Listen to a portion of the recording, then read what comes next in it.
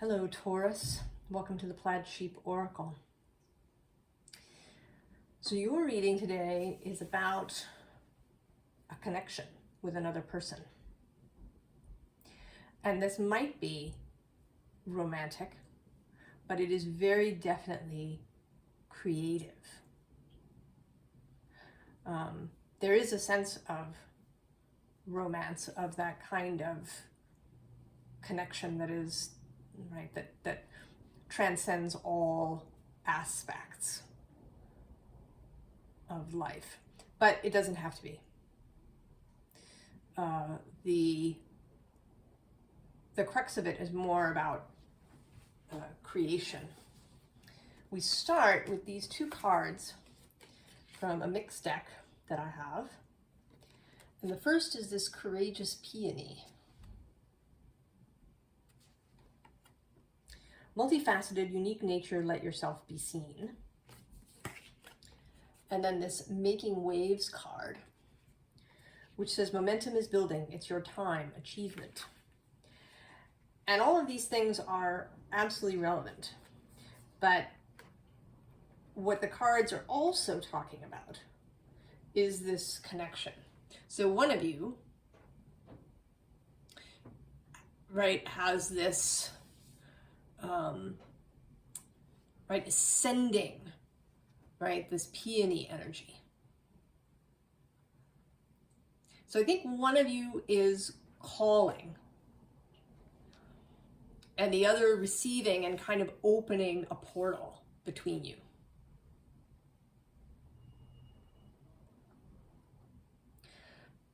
So I believe that your first contact with this person is going to be somewhere in the everywhen, right? In the non-physical realm.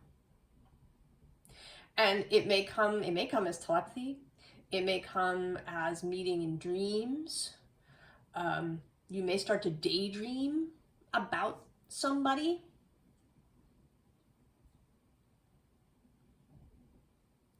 Really imagining them, perhaps in great detail, maybe in greater detail than you ever imagined someone in your daydreams before.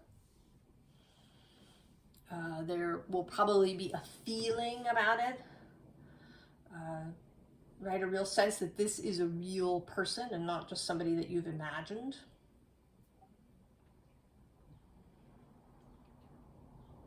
So I suspect that if you've come to this reading, you have not met this person yet in the physical world. I can't say that that's absolutely true. It's, you know, maybe you have. And you, I don't know, I sort of feel like when you meet them in the physical world that you will know. That this first contact will happen in the non-physical, but not with absolute certainty.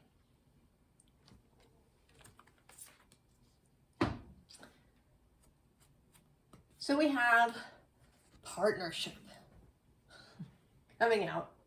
And then right below that is this creative projects. And actually also this mystery card. So this partnership, regardless of the form that it takes, whether it is romantic, a friendship, or a creative, deliberately a creative collaboration of some kind, creativity is decidedly a part of it. And, well, we'll get there in a moment. So at the bottom of the deck is this dog card. And then we also have the Raven. And throughout this reading, there's these, right, the two of you show up represented in different ways. Fire and water, earth and air. Earth and water, right? The Courageous Peony is kind of an earthy image, right? It's a flower, plant, and then there's the Making Waves.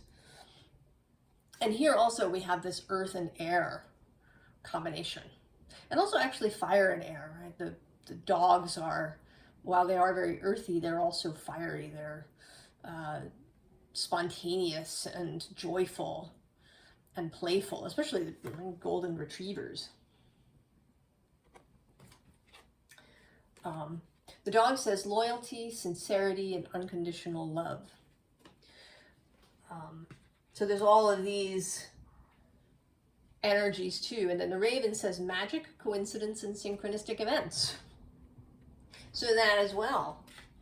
So while you, right, you may see them in dreams or, you know, have daydreams about them or imagine them in some way, that then there may start to be other things, synchronicities and inspirations to go to different places. Now, interestingly, the death card comes next. And I think this is about, with this, right, this image of the beach, which is a threshold space between the land and the sea. You're going to have to cross some sort of threshold. And I think that that will be true for both of you.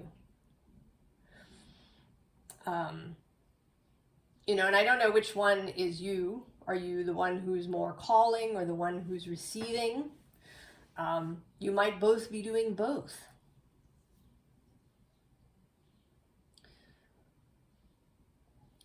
And there is going to be some significant change that's going to happen, I think, for both of you. I mean, it could be that both of you are living somewhere where, you know, maybe you've been happy up until this point, but you don't really want to live there anymore, so that when you get together, you move somewhere else entirely. Or if this is more about work, right, about art or creativity or a business, it may be that you're each working somewhere. And then when you get together, you leave that place and start your own business or go together to a new job. So there's going to be some sort of change. Something is going to die. There will be a crossing of a threshold. We also get disruption. And the wind fairy. So there is absolutely change. There may be, in fact, disruption. I don't want to say that in a negative way, but in a way that might be challenging or,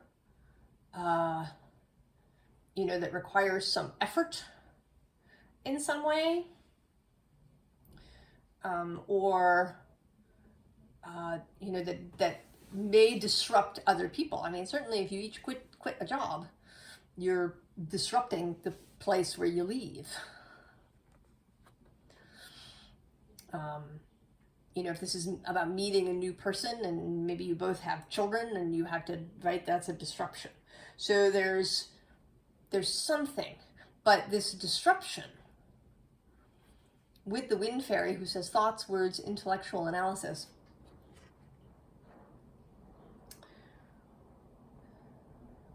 the level of the disruption and how it plays out has a lot to do with how you see it.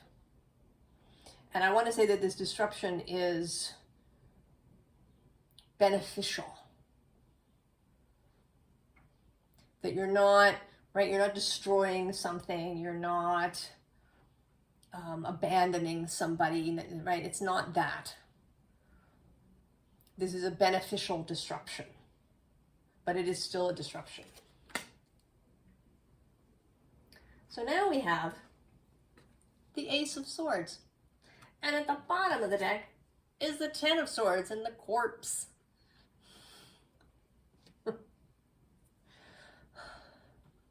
So this is the dying, right? The thing that has to die before the new thing can begin. And I think there's more than, there are thoughts, beliefs, ways of doing things that have to die with this Ten of Swords. But the first card in the row is the Ten of Pentacles. So there is also a physical reality that is coming to a close. Now, under this Ace of Swords is the Seven of Pentacles. And so I think that this has been in the works. And that in all likelihood, you have known this. You have felt this coming in some way, even if you didn't really know what it was. That you knew. And that, right, some part of you has been waiting and working towards this thing. And below this, we have the Lovers. And then the Ace of Wands. So this, right, this passion.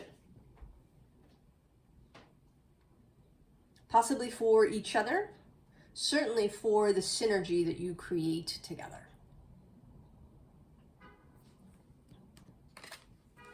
And then we get the Tower, right?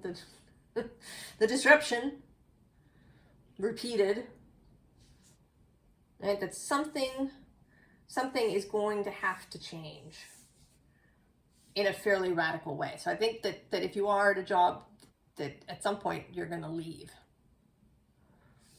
or if you already have a business, that it's going to change in some radical way. If you're living somewhere, you are probably going to leave and move somewhere else. And I think there's other ways, there's other things too, you know, all of the, right, with the Ten of Pentacles, maybe the way that you think about money and resources. You know, if you've been your own boss and you're it for a long time, having a partner is going to change, right, the whole resource thing. Also, if you've always worked for somebody else, you know, now having your own business means thinking about resources in a new way.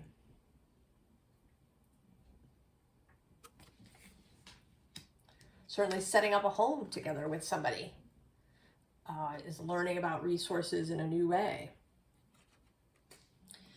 Then we get the King of Cups. When you meet this person, it's just going to feel right.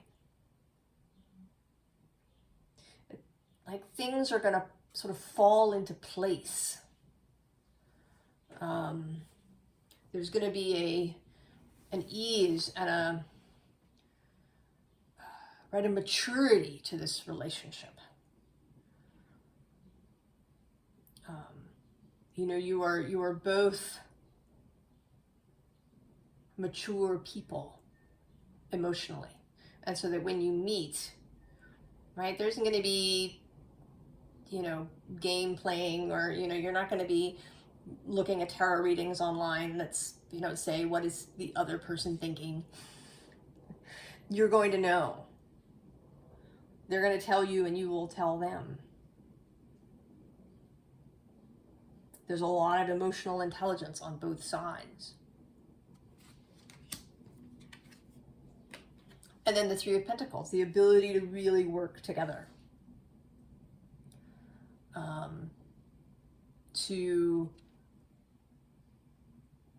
To be a team towards what it is that you want to create.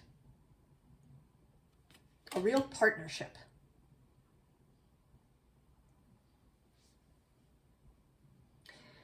Now with the Three of Pentacles, there may also be other people who join into this. I think that the primary thing is just two, because there are lots and lots of twos here. But it could be that when you get going, right, if it is a business that you're going to hire people, if it's a romance that you're going to have children, or that, you know, your friend groups will be joined up, that there may be other people, but the primary thing is this two. Because then we get the Two of Water. Two of Cups.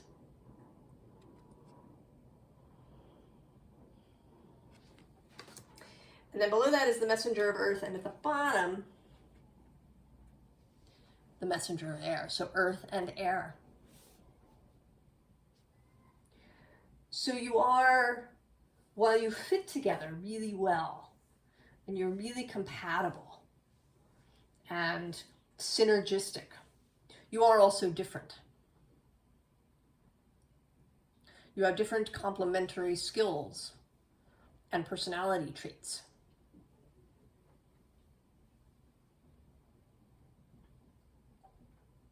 And there could be different combinations, right? This Messenger of Air might be, right, the courageous peony person, right? Sending the message, so they have both earth and air in them.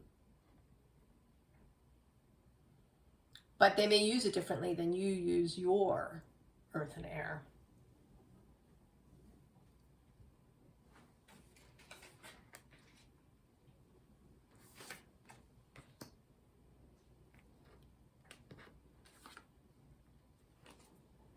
So then we get the Page of Water, and this is, right, the energy of this union. Actually, this whole line is the energy of this union. There's this Page of Cups, this new, happy, dream-filled, creative, open, joyful energy. And there's the Nine of Water. Individual satisfaction. While this is a synergy, it will also bring each of you. You will each have personal satisfaction when you get together. And then the Two of Air. This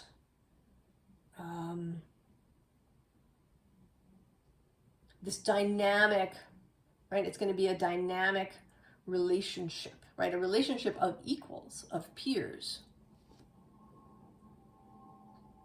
But I always see this person as dancing. So it's a dance. I don't want to use the word balance. I've kind of gone off the word balance a little bit. Maybe because it's everywhere. I don't know. But I want to talk about, right, being in relationship with someone. Right? Paying attention, being mindful of the other, right? That's how you dance together. Or how people sing together, right, too. Or play together in an orchestra, right? By paying attention to the other person. Being, right, being in sync, being in rhythm with them.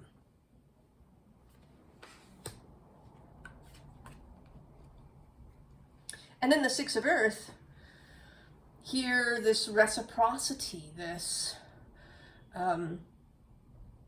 giving and receiving. And that you'll be able to do it without having some sort of balance sheet in your mind about who gave last time and who received last time. That it will be fluid. You're not going to have to keep some sort of checklist. And that it will be joyful. Right? Giving to the relationship and receiving from it will, may almost feel the same. That it will just be joyful. That it will almost, right, that almost the two things become the same. Because the two of you are the relationship. So if you give to the relationship and you receive from it, you're kind of always giving and always receiving, right? There's always this fluid back and forth, right? This too is calling that up, right? The waves coming in and out, that intertidal zone where things shift and move. So this is a very dynamic relationship. There's not going to be, you know, a stagnant or static energy. And then we get the Four of Wands. So there is lots of feeling here of romance, but it doesn't have to be. But if it is, you know, if that's what you want, don't be shy about saying so.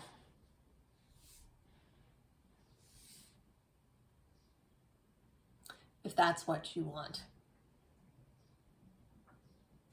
Below this is the Seven of Cups. And this feels like the dawn, right? The dawn coming up, the sun rising. And there being suddenly all these opportunities that were not there before. Now the bottom of this deck does have the moon. So there is an element of mystery. I think that, right, that you're gonna take time to get to know this person, even though when you meet them, it will feel right and beautiful. But there is still going to be kind of a beautiful learning about one another. That this is a nice mystery, right? A beautiful mystery.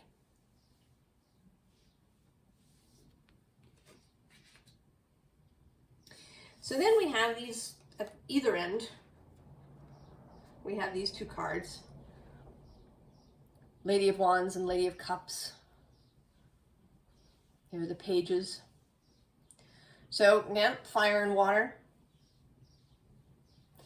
There is also to this courageous peony kind of a fiery energy, courage, calling up Leo and Aries. So this fire and water, an alchemical kind of mixture. Two things that theoretically don't mix, but can, to create something amazing. And between them, the Two of Cups and the Two of Pentacles. So there is something about acceptance. You know, the two people in this Two of Cups always look a little bit hesitant to me. And then there's this, you know, this sense of containment with this card. So I think that that part of the disruption, actually, is going to be to your solitariness.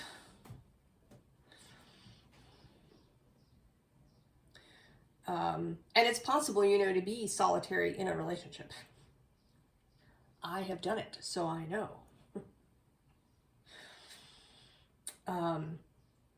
There is an invitation here to take that cup and drink it. To unwind this snake, you know, right? Like combining resources for real. I know one of the things that sometimes people hesitate to do when they get together is to combine their financial resources. You know, because that's right, theoretically it's wise to keep your stuff separate. I mean, what if the relationship fails? Right? Will you be able to get to your own money, or will it be tangled up? So there's a kind of, right, there's a fear in that, in combining resources, in bringing things together, in, you know, maybe in moving in together. You know, maybe it's not even a financial question, but just like somebody in your space. All right, if you've lived alone for a long time, you're used to going into the refrigerator and everything is just where you left it.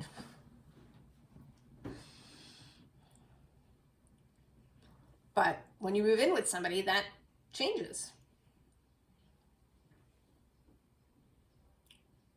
Right? If you've been running your own business and you've been making all the decisions the whole time, having a partner, right, means combining those, means opening up, means sharing responsibilities as well as privileges. So there is something here to kind of to be aware of. Maybe it's a little triggery thing for you. So it's not, right, it's not a warning in any way. It's just an awareness that, right, that this may be a little catching point for you. And that you can absolutely get past it. Because this is such a dynamic, such a synergistic relationship that, you know, once it arrives, it will be on its way. But in order to make things really smooth for yourself, you know, perhaps to lessen this disruptive energy, to just be aware of any catching points that you have or that your other person has about bringing your two lives together. Because even if this is, you know, a business partnership, it's going to be a very close one. You are going to be very interlinked with each other and in how you do your work. So advice. Breathe. Breathe. Advice number 1. Breathe through it. Breathe through it, because it feels big, right? At the bottom of the deck is this marine life richness. And I want to say that, you know, she's down here, right? You can see her there. You know, for a long time when I first got this deck, I didn't even see her there. I was so enamored of all of these other sea creatures going on that I totally missed her little face in there. I want to say that you can breathe underwater.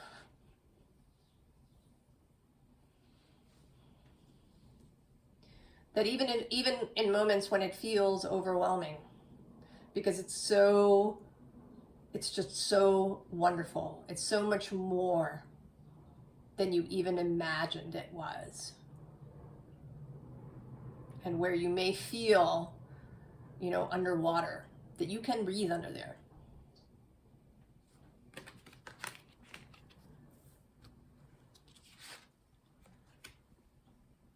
So, silence, listening, being aware, being quiet.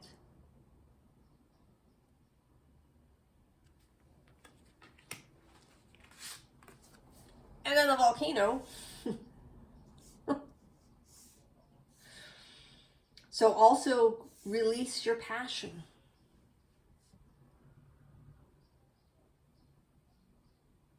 However you've been holding back, whether it's in romantic relationships and friendships, in how you work with others. You know, maybe you've been very Taurusy, responsible, stable, right? The solid earth that everybody can, you know, count on. You can be the volcano.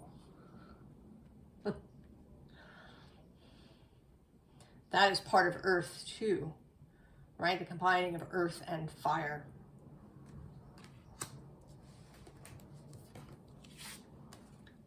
And then the water, creativity. Be creative. Allow your imagination free reign. Allow yourself to see something different than what has been before.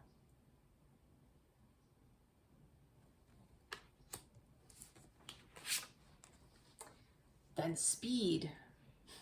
Oh, Taurus. Allow the speed. I want to say that you can allow yourself to be carried away, Taurus. That when you know this is it, and you will know that this is the right person, allow yourself to be carried away.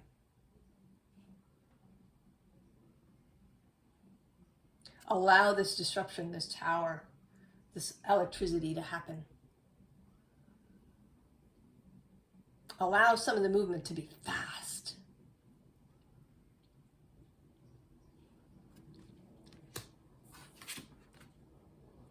And then, stand in the storm. Have you done that? Oh, isn't it wonderful? It's wonderful. Maybe you haven't done it. If you haven't done it, I wish you an opportunity to do it. Right? Like in a summer storm. To go out and stand in the pouring rain, especially if there's lightning and thunder. And some wind. It can be really glorious to stand in that.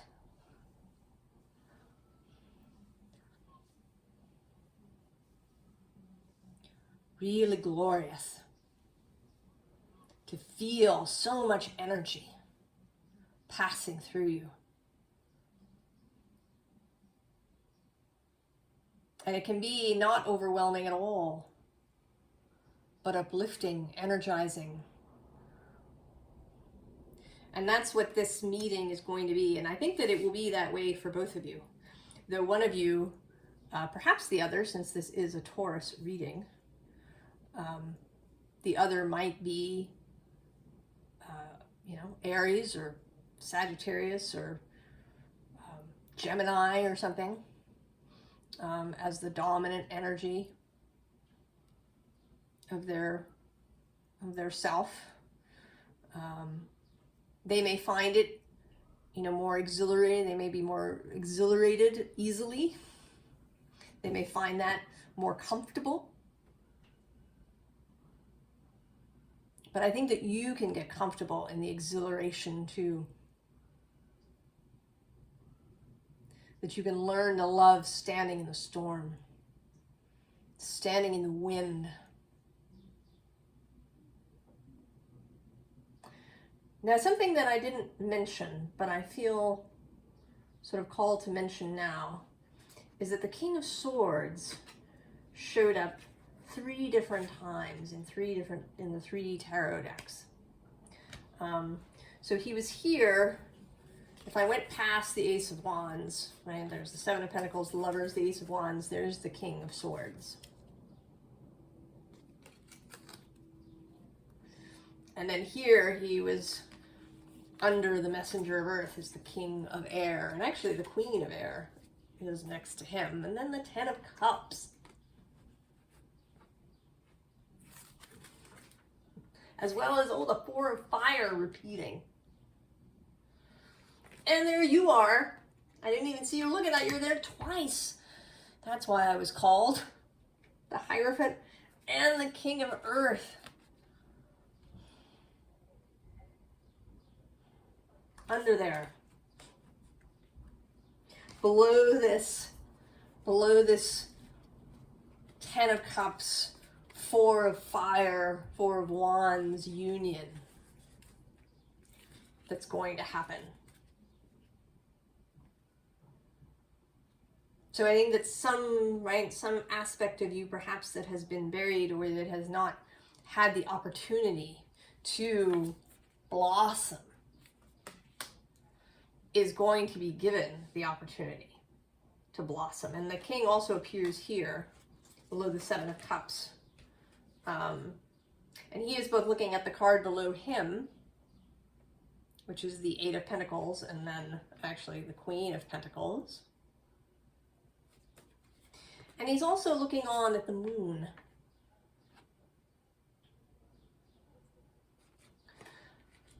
So a clarity, right? This ability to remain steady in your mind, even in uncertain spaces where you don't quite know what is going to happen next. When you have all these opportunities. Oh, I'm excited for you, Taurus. I hope you come back later when you meet this person and tell us about it. Or maybe if you already have, and this is confirmation for you that it is in fact what you think it is, I hope you will tell us about that. Or anything, any dreams you've had, anything.